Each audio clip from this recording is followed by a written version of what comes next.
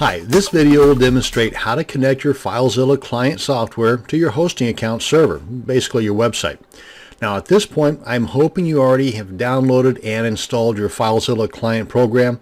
Otherwise, this video may seem a bit confusing. So let's open up FileZilla and grab the FTP login details that was sent to us by our web hosting company. We'll bring this into the picture here. Now, depending upon the service that you're using, the web hosting service you're using, will depend upon exactly how the information looks, the login details that they sent you.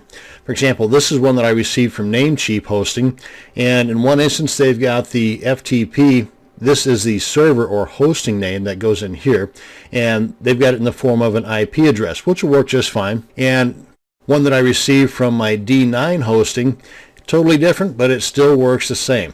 The host name that, like here, they have just listed as FTP is in the form of a URL. Now, sometimes this does not have a www in front. It has an FTP. Sometimes it also has an SFTP for the secure transmissions, but you still have the username and the password. Now, if you're confused about what your particular login details are from your hosting account, just give them a buzz or just send them an email and ask them. But leastways, now you've got a pretty good idea as to what's required. You're going to need at least three things: the host or server name, the username, and the password. Now, 99.99% of the time, the port you can just leave blank or just put in 21. Now I'll just kind of go over the FileZilla software interface here, and for the most part you're going to find this to be pretty much the same no matter what FTP client software you're using.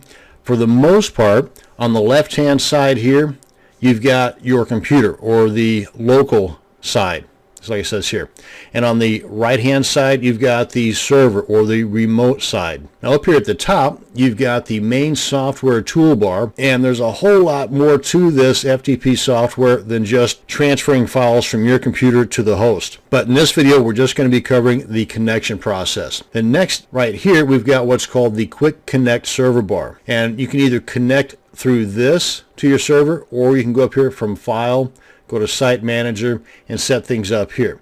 This would be more of a permanent basis, whereas this would be more of a temporary. Now, either way will work just perfectly as far as getting connected to your web hosting server. Now, this area right in here really doesn't do a whole lot for you, but it's called the FTP message log area. And for the techies, there are some details in here that might help you understand more about what's going on. And down here at the very bottom, and you can always scroll these guys up and down to give more room for the area that you're more interested in seeing or gaining access to. But down here we've got the file transfer queue, and you've got some additional tabs down here that will tell you about all the files, the failed transfer files, and the successful transfer files. So that's a quick look at what's going on here. Let's go ahead and get connected. Now again, you can either use the Quick Connect, and if you use the Quick Connect, then the information that you put in here is stored over here if you hit that drop down arrow. Of course, this being a new install, there are none. But if you were to put in the connection for one of your domains and successfully connect, then you can hit this drop down arrow and it'll be listed in here. You would then just select that, click on Quick Connect, and like the name implies, boom, you're quickly connected.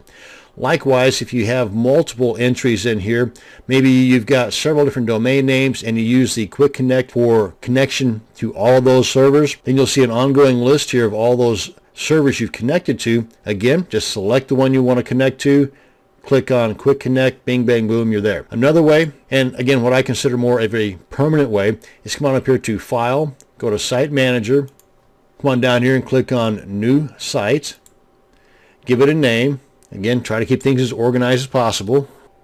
And as soon as you click on New Site, you're going to see all these other options become available. Now, a lot of this is pretty self-explanatory, but again, right now I'm just covering the basics. And I just want to enter in the host name, and I'm going to leave the port alone because for the most part, it'll work just fine if it's blank. But again, 21 is what goes in there. And I'm going to put in the host name here, copy and paste. And for the protocol, in this case, we're going to just leave it at FTP. And for the encryption, we're just going to leave that alone. And for the login type, we're going to go to normal. And for the user and the password, those are the other two items of the three that we need to successfully log in that we receive from our hosting account. And let's go ahead and put in here. And the password thusly. And click on connect. And of course, you've got a spot here for any comments. If, say for example, if this particular FTP account was set up for someone doing some work like an outsourcer or something, then you might want to put in a comment here, delete at this date or something like that. You can see up here that whatever this stuff means, that it happened and that we are successfully connected. And that's it. That is how you can connect your FTP client software, in this case FileZilla, to your server, and a little bit of a breakdown of the different parts of the FileZilla user interface. Thank you very much for watching, and you have a great day.